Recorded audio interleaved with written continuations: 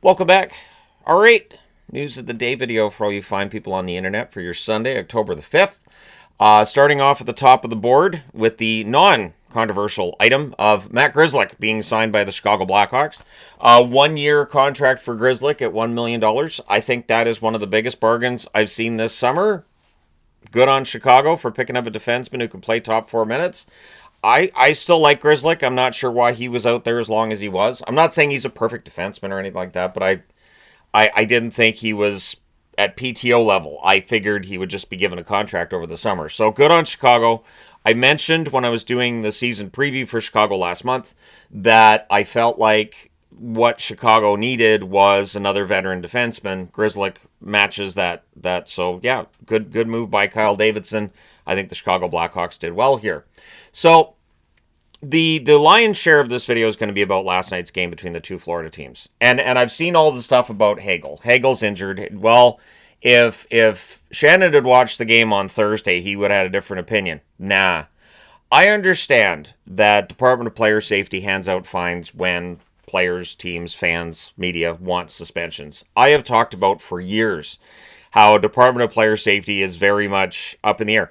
That's why I have a wheel. I bought the wheel over the summer because I was like, I'm going to need that because Department of Player Safety, we never know what we're going to get coming out of a game. So it would be fun to have a wheel and just spin it and see how accurate it ends up being. Well, I did spin it twice, and it did spin 2 suspensions for Tampa players, not the same ones that they're suspending. Sabourin and Mosier have hearings with Department of Player Safety. And I'm sure there are Tampa fans saying, fine, good, that's exactly what needed to be done after Hagel. And then Florida fans say, well, what about what Hagel did here? And then it just keeps going back and forth and back and forth. So 16 players were ejected from that game last night. Gonsalves and Schmidt, both of them fined after last night's game. And for Schmidt doesn't make big NHL money. So that fine's going to be something for him that, might be a little more difficult than it might be for other players. But how far does this go? Because now for the next game, what if Florida goes after Kucherov and then Tampa's like, oh fine, we'll go after whoever, right? It goes back and forth, back and forth, back and forth. At some point in time, the adults need to stand up and go, it's a hockey game. Let's just go out and play hockey. I know that there's always been.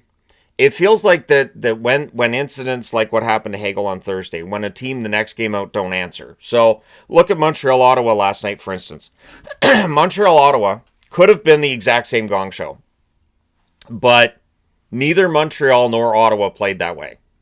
And there were certainly incidents that took place in the previous game that could have spilled over to the next game, and they really didn't.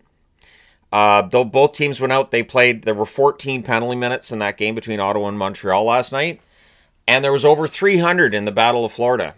I understand both teams absolutely loathe each other, and this is where the Department of Player Safety needs to step in, and I think the National Hockey League needs to go to both Florida and Tampa before the next game against each other and say, look, this is as far as this is going to go. The league cannot afford to have another game like this. We're going to watch this game really, really closely. And any incidents that are near that line of dirty plays or headhunting, automatic suspensions. And I really feel like last night's game shows how Department of Player Safety, like I see people say, well, it's more of a deterrence if there's suspensions. I don't know that if Greer had been suspended, that Tampa doesn't still call up the players they do, and that last night doesn't happen. I don't think that Greer, if he wasn't in the lineup last night, let's say Florida doesn't play Greer last night, I don't think that makes a difference. I think it still happens. I think that Tampa calling players up for that game looks bad on Tampa, because those players were clearly out there with the idea that it wasn't really going to be a hockey game in the traditional sense. Or maybe a 70s hockey game in the traditional sense is what we were, about to witness.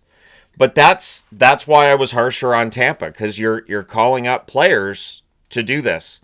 And then what? So I haven't seen anything about Ekblad today, but Ekblad may very well be hurt. There are other players coming out of last night's game that may very well be hurt as well. because there was so much bloody punching and guys leaving the ice going on that, yeah, there's a lot of players that weren't in the game by the end of the game. So could some of those been injuries? Absolutely. And that's just, it's not hockey, and it's something that the National Hockey League really needs to clamp down on. And this is why when people want enforcers back and they're like, oh, I miss the traditional enforcers, I don't. I remember the 80s when we'd have the bench clearing brawls, and those could go on for 20 plus minutes, and they weren't fun to watch for me either. I know that sounds weird coming from somebody who covers hockey as much as I do, but I've never really enjoyed the bench clearing brawls. I was happy when the NHL did away with it, but what the NHL needs to do is institute a system where there is greater deterrence, whatever that ends up looking like. And it is a system that's broken, but I cannot then say, well, I will justify what happened in last night's game because the system is broken.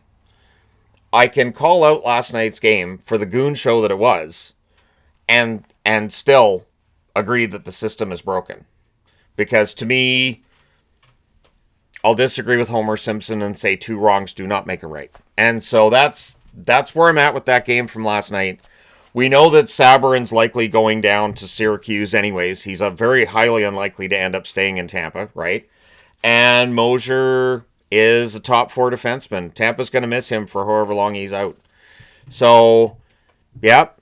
We're glad we injured their players. And the funny part to me is when people say, well, this is just how Florida plays, and so this is what happens. Not like this. And yes, the system is broken. People can get mad at the system all they want, but I thought last night's game was way over the edge. And, so we'll see what ends up coming out of this. But the NHL needs to talk to both teams before the next game and say, look, you guys go out and play hockey. If we see this again, both teams are going to get hit. And the next time they play, it's a regular season game. So we shouldn't see this again. But we know that during the regular season, games can get out of control. So we'll see if anything else happens the next time they play. We'll see what the suspensions end up looking like for both of these players. Because the league doesn't start playing again until Tuesday. They don't have to have the hearings today, really. But let me know your thoughts. How many games do you think these players are going to get? I do understand that the Tampa fans were upset about what happened to Hagel, but I don't think it excuses last night. I don't think. Because if you're mad about what happened to Hagel, then you just send somebody out on the ice to fight Greer. And then the next time Greer's on the ice, you send somebody out to fight him again. If your anger is directed at what Greer did, then Greer's the player who should be punished. If you're going to say, well, we'll go out and hurt Ekblad because they hurt Hagel, well, then you're getting into that eye for an eye, and it just keeps going. And it never ends. It never ends. As a fan of Vancouver who remembers some Vancouver-Calgary times when they weren't getting along, remembering the feud between Detroit and Colorado, and I did see people bringing up Detroit and Colorado, that was different. Detroit and Colorado could still go out and play a full game, and then an incident would happen and everything would go crazy, but they would still go out and play hockey. Last night, that didn't really, like Evan Rodriguez said after the game, that doesn't really qualify as a hockey game. So hopefully the NHL figures this out, because it does make the NHL look Bush League. It is the kind of thing that will be shown on sports broadcasts around the world, and for, hey, look what happened in hockey, and it does make hockey look bad. And yes, Department of Player Safety has some responsibility for that, but so do the players on the ice, so do the coaches. Coaches know when things are escalating, and they are able to scale things back and make sure it doesn't escalate further. We didn't see that last night at all. So I don't know if it's ever going to change, but this Battle of Florida, I think something needs to bring the temperature down, and clearly it's not the players that are going to bring the temperature down. It doesn't look like either organization's going to bring the temperature down. That's where the NHL needs to step in. And it reminds me of the Steve Moore. Everybody remembers Todd Bertuzzi and ending the career of Steve Moore, but how quickly things between Colorado and Vancouver ramped up that led to that incident. And I feel like the Battle of Florida, something like that absolutely could happen, where we see somebody's career ended on the ice, somebody have a broken neck or a broken back on the ice. And I would certainly hope there aren't fans hoping for that. I would certainly hope there aren't people who would cheer for that, because I can't. I simply can't. At any rate, moving on to other news of the day items. Taves and DeMello are both present at practice today for the Winnipeg Jets, so that's good news. The bad news being Perfetti not at practice, as expected. Elliot Friedman saying that he's expected to miss some time. So it sounds like Perfetti's going to be out for at least a couple of weeks, if not a month, maybe longer. We'll see how long the timeline ends up being there. Winnipeg already staring down not having Lowry for the start of the season. I saw an article today on with the Jets struggle, don't lose faith in them. And I wouldn't be surprised if the Jets have a bit of a struggle out of the gate this year due to injuries, and just, it's impossible to follow up on what they did last year out of the gate. 15 wins in 16 games. It's not going to happen again. If it does, great, but I don't think it will. Another injury news item on the board. Oscar Sundqvist was hurt today at practice for the St. Louis Blues. I haven't seen anything other than that he was helped off the ice. So hopefully Sundqvist isn't too badly injured. He does get injured. It is something that has happened numerous times throughout his career. But Sundqvist not at practice at this point now for St. Louis after he got injured. We'll see if there's any timeline or updates on that over the coming days. All right, let me know your thoughts in the comment section below. As always, hit like and subscribe in the event you may not have done so already. Thank you guys so much for all your support. And just to kind of underline this, what happened last night, this is the kind of thing the NHL should have the Department of Player Safety to actively get out of the sport. On every side of every team of every, that's the kind of thing. And if I would also say this though in closing, I think if Greer had been suspended, that still happens. I really do. I think last night still would have happened that way if Greer had been suspended. And everybody who's saying that's what Florida gets, that's how Florida plays that way, so that's how it's going to happen.